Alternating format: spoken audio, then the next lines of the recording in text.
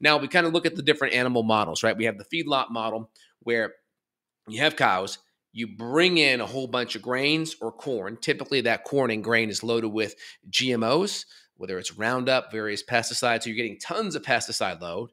You're getting processed corn, processed soy, and then which is unnatural to the diet. You're feeding it to the cows, then the cows defecate, and then typically in that model, the manure has to be pulled out because there's increased chance for E. coli and other issues based on the stool. The unnatural diet creates stool that's kind of a little more toxic. You got to again get all that stool and all that manure out of there. So now we have the natural pasture-fed kind of model.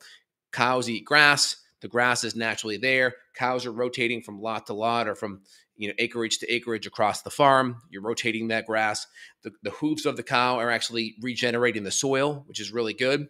Provides life back into the soil. You can do soil regeneration by just having cows graze. They can really bring back dead soil. So you have soil regeneration happening. You have all this grass that's loaded with good, healthy fatty acids that cows ruminate, right? Cows got 5 stomachs, so they eat grass nonstop, and they're fermenting that fat into good, healthy fatty acids.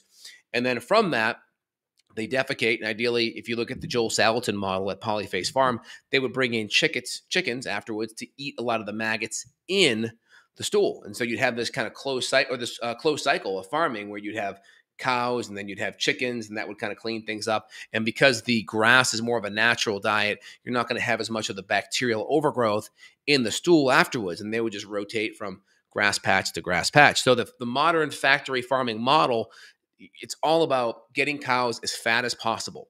And so that is using grains and using soy and using lots of things to fatten you up. Now, the thing is, the same thing they're doing to fatten the cows up, they're also doing to you to fatten you up. Think about that. Think about that one. And so they're trying to fatten the cow up, not the best thing, creates toxic stool. You got to then move the grain out. You got to move the grain in. You got to move the stool out. You got to rotate the cows, feedlot.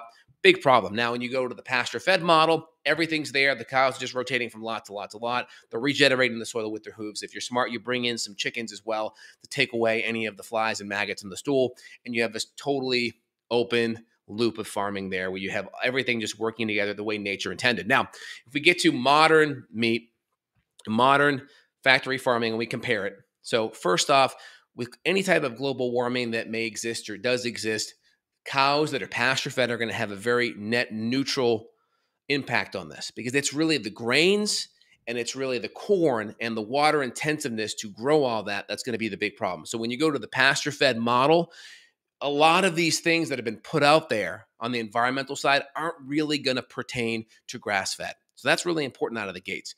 And of course, when you're consuming grass-fed, you're going to get different nutrients. So one of the big things you're going to see on the grass-fed model is you're going to get a lot more conjugated linoleic acid. So we're going to talk about these are a lot of the nutrients that you're going to get in grass-fed meat. So about 6 ounces of protein, you're going to get about 50 grams of actual protein. 6 ounces of meat, get about 50 grams of protein. Very nutrient dense.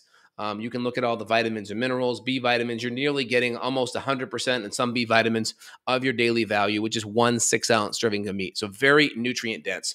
The big thing here are omega-3s and these conjugated linoleic acids, which are incredibly important.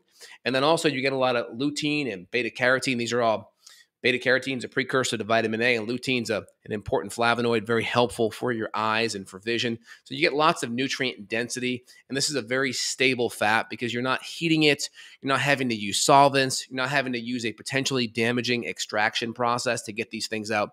And you're not having to dump in a whole bunch of water to grow all the corn, grow all the wheat. You're not having to dump all the grains in, pull them out. It's all in one closed loop. So it's much more sustainable.